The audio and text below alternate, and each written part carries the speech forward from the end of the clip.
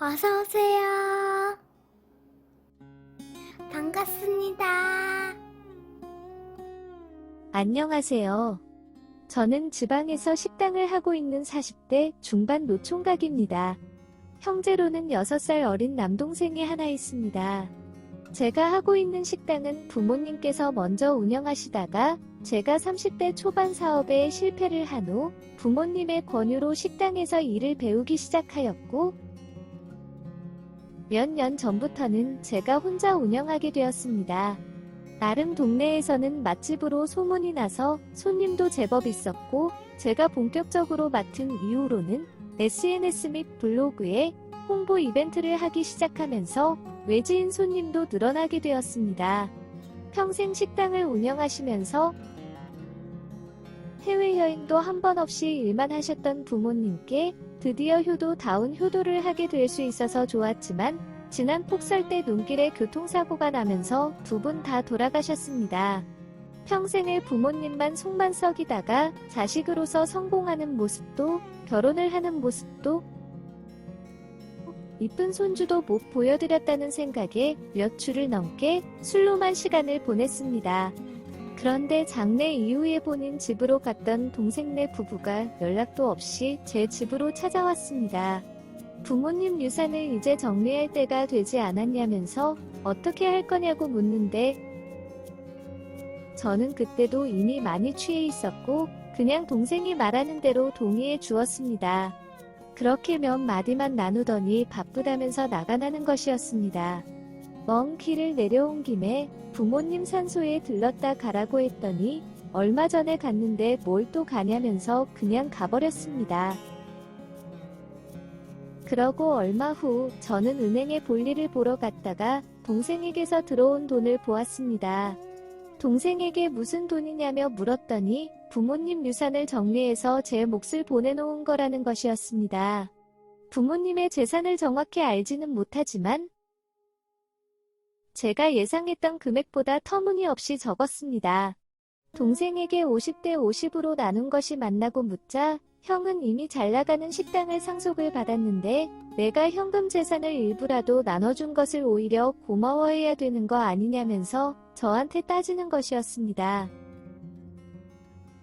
물론 이미 어느 정도 자리를 잡은 식당을 부모와 자식이라는 이유로 어떠한 대가도 없이 받은 것은 맞지만 그 사이에 저의 노력으로 더 인지도 올라가고 매출도 올라가고 식당도 확장하게 된 것은 분명한 사실인데 동생의 그런 차가운 모습에 서운하기도 하고 화도 났습니다.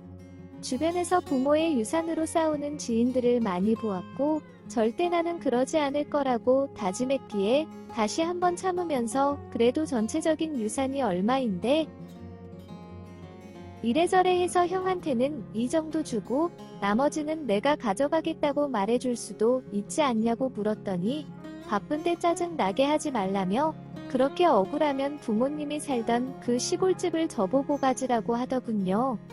팔려고 부동산에 내놓았는데 최근에 사람이 죽어서 그런지 잘 팔리지도 않고 팔려고 시골집이라 돈이 얼마 안 되면서 말이죠.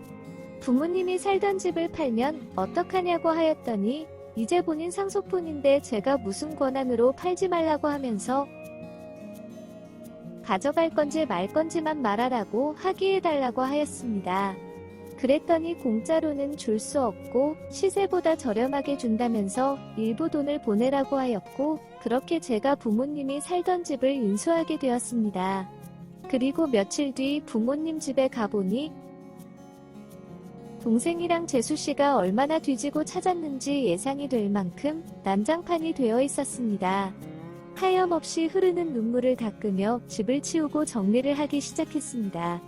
하나둘씩 제자리 가져다 놓고 고장난 것들은 쉬는 날마다 부품을 가져가서 고쳤습니다. 그날도 찢어진 장판과 벽지를 수리하려고 오래된 가구들을 드러내는데 옛날에 가게에서 처음으로 썼던 카운터 금고가 있었습니다. 제가 어렸을 때 붙여놓은 편지와 쪽지들도 그래도 잘 붙어 있었습니다. 먼지가 뽀얗게 앉긴 했지만 크게 망가진 게 없이 잘 보존되어 있었습니다. 그때도 돈통을 큰 것을 써야 부자가 된다면서 부모님이랑 같이 가서 큰 걸로 골라서 사왔던 기억이 납니다. 마당으로 나가서 먼지도 털고 닦아주려고 들려고 하는데 엄청 묵직하면서 들 수가 없었습니다. 노인네들이 온갖 잡동사니를 넣어놨다고 생각을 하고 온갖 짜증을 내면서 힘들게 마당으로 옮겨서 닦은 뒤에 거실로 가지고 들어왔습니다. 열쇠가 없으니 열지도 못하고 궁금하기만 했습니다. 몇 주가 지나고 엄마가 사용하시던 화장대를 고치다가 서랍 안에 숨겨져 있는 열쇠를 발견하였고 직감적으로 이 열쇠가 그 금고의 열쇠임을 알게 되었습니다. 금고 안에 뭐를 넣어놨나 너무 궁금했는데 잘 되었다면서 열었습니다. 그 안에는 열었을 때부터 제가 써서 드렸던 편지와 작은 선물들도 있었고 제가 매달 드리던 월급 및 용돈이 고스란히 100만원씩 고무줄에 묶여서 쌓여 있었습니다. 제가 부모님 식당에서 일하기 시작하면서 드렸던 용돈을 드렸는데 거의 쓰지도 않으신 채 모아두신 것이었습니다. 맨날 돈 쓸 데가 없다면서 집도 있고 밥은 식당에서 먹으면 되고 차도 안 사시고 필요하실 때마다 식당 봉고차를 쓰시더니 정말 돈을 한 푼도 안 쓰고 모으신 것 같았습니다. 얼마나 눈물이 나고 속상하던지 한참 동안 울었습니다. 이 사실을 동생에게 말해주려고 전화를 했지만 제 전화를 받지 않았습니다. 유산 상속 때문에 한동안 말싸움을 해서 그런지 피하는 것 같았습니다. 그 금고 안에 있는 돈의 절반을 챙겨서 동생이 있는 서울로 찾아갔습니다. 재수씨가 운영하고 있는 카페 근처에 도착했는데 가게 밖에서도 동생과 재수씨가 싸우는 소리가 들리는 것이었습니다. 대충 들어보니 부모님 유산을 상속받은 뒤에 회사를 그만두고 가상화폐 투자를 하겠다면서 가진 돈을 전부 투자했는데 크게 손해를 보고 있는 것 같았습니다. 게다가 카페에도 손님이 없어서 매출이 없다 보니 생활비는커녕 가게 월세도 밀려서 쫓겨나기 직전인 것 같았습니다. 한참을 싸우더니 동생을 나가는 것을 보고 동생에게 전화를 걸었지만 받지 않았습니다. 동생 차를 따라갔더니 뒷골목에 있는 건전해 보이지 않은 술집으로 들어갔습니다. 꽤 시간이 지나도 전화도 안 받고 동생도 나오지 않길래 저도 그 술집으로 들어갔습니다. 이미 만취가 되어 있던 동생은 저를 보더니 어떻게 알고 왔냐며 같이 술이나 한잔하자며 앉으라고 하였습니다.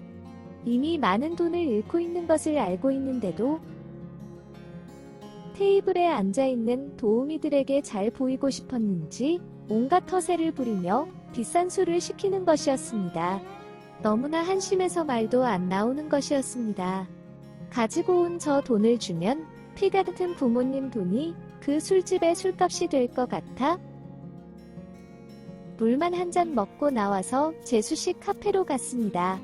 카페에는 건물주로 보이는 분과 재수씨가 이야기 중이었습니다. 카페에 들어오는 저를 보면서 재수씨를 당황해하였고 건물주는 저를 신경쓰지도 않은 채 밀린 임대료를 내든지 상가를 내놓았으니 상가를 인수하든지 결정을 지으라고 난리였습니다. 건물주는 한참 동안 큰 소리 치고서는 갔습니다. 재수씨는 저에게 안부 인사도 없이 잘 나가는 식당을 상속받아서 이런 걱정이 없으니 좋겠다면서 첫째 아들이 아닌 사람은 어디 배 아파서 살겠냐면서 비아냥거리기 시작했습니다. 그렇게 한 소리를 듣고 나니 그곳에 제가 있을 이유도 없고 가지고 온 돈도 주고 싶지 않았습니다. 냉정하게 유산은 동생네가 저보다 더 많이 가져갔기에 어느 정도는 잘 살고 있을 줄 알았는데 현실은 전혀 그렇지 않았습니다. 근처 부동산에 들러서 재수씨 카페에 관련해서 알아보니 상가 매물로 나온 것도 맞고 임대료가 많이 밀려있는 것도 맞았습니다. 게다가 부모님이 돌아가시기 전까지는 나름 손님도 많고 장사도 잘 되었다고 합니다. 그런데 올해 초부터 자주 문도 안 열고 손님들한테 불친절하게 굴고 커피 맛도 떨어지면서 지금 손님이 아예 없다고 하였습니다. 며칠을 고민하다가 재수씨 카페가 있는 상가를 제가 사기로 하였습니다. 기존 주인은 재수씨에게 상가가 팔린 것을 알려주었고 이미 임대 기간도 지났고 밀린 임대료도 있으니 아마 가게를 빼야 될 거라고 하였습니다. 그리고 곧 새 주인이 카페로 갈 거라고 하면서 전화를 끝냈습니다. 저는 부동산에서 상가 잔금을 치르고 카페로 갔습니다. 온갖 짜증과 걱정이 가득 찬 얼굴로 재수씨는 카페에 앉아 있었습니다. 저를 보자마자 오늘은 기분이 안 좋으니 그냥 가라고 하면서 왜 요즘 따라 자꾸 여기로 오냐면서 망해가는 모습 보니까 즐거워서 자꾸 오냐며 저한테 화를 내는 것이었습니다. 재수씨는 제 말을 듣지 않은 채 소리가 질렸습니다. 결국 부동산 사장님과 같이 다시 카페에 가면서 모든 상황이 정리가 되었습니다. 상황을 다 이해한 재수씨는 이제 돈 자랑하려고 상가를 샀다며 비아냥거렸고 상가에서 나갈 테니 보증금을 달라며 소리쳤고 이미 밀린 임대료가 보증금을 넘어서서 받을 돈이 없다고 부동산 사장님께서 말씀해 주셨습니다. 그러시면서 새로 인수하신 사장님 즉 제가 기존 카페가 나가기를 원하시니 2주 안에 카페를 빼라고 하였습니다. 보증금을 누구 맘대로 임대료로 까냐면서 보증금을 돌려주기 전까지는 절대 못 나간다고 큰 소리를 치면서 저와 부동산 사장님을 카페에서 밀쳐냈고 그 사이에 동생도 연락을 받았는지 카페로 왔습니다. 오자마자 제 멱살을 잡았고 결국 경찰까지 오는 상황까지 되었습니다. 그리고 며칠쯤 지났는데 제 가게로 재수씨가 찾아왔습니다. 항상 화려한 옷과 화장으로 치장하고 다니던 재수씨가 엄청 수수하고 초췌한 모습으로 찾아왔습니다. 보자마자 몇 년만 들어본 아즈번님이라고 저를 부르며 이야기를 하자고 하는데 저는 지금 영업 중이니 바쁘다면서 나중에 이야기하자고 하였습니다. 저녁 장사 및 마감이 다 끝날 때까지 구석 한켠에 서 있다가 제 집까지 따라왔습니다. 사정 좀 봐주면 안 되냐면서 카페를 안 빼면 안 되냐고 부탁하는 것이었습니다. 그럼 부탁하기 전에 할 말 없냐고 물었더니 정말 마지 못해서 그동안 잘못했다며 사과를 하는데 얼굴은 정말 진심이 하나도 없는 얼굴이었습니다. 제가 됐다며 그냥 가라고 하니까 화도 냈다가 결혼하기 전부터 하던 카페라면서 지켜달라고 울었다가 가족이라면서 돕고 살아야 된다고 했다가 한참 동안 헛소리를 하길래 가라고 하고는 방에 들어갔습니다. 도와주기 전까지는 절대 안 간다면서 며칠째 제 집에서 집안일을 하면서 버티고 있습니다. 동생한테 전화해서 재수씨를 데려가라 하려고 했지만 제 전화를 받지 않았습니다. 조만간에 제 방까지 들어와서는 뭐든지 다 할 기세입니다.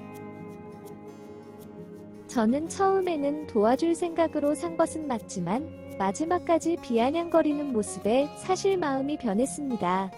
지금은 카페를 빼고 다른 사람에게 임대를 주고 싶은데 재수씨 때문에 너무 불편하네요. 오늘의 사연은 여기까지입니다. 구독과 좋아요, 알림 설정 부탁드립니다. 긴 글을 읽어주셔서 감사합니다. 구독과 좋아요 꾹꾹 눌러주세요. 꾹꾹. 알림 설정도 꾹꾹 눌러주세요.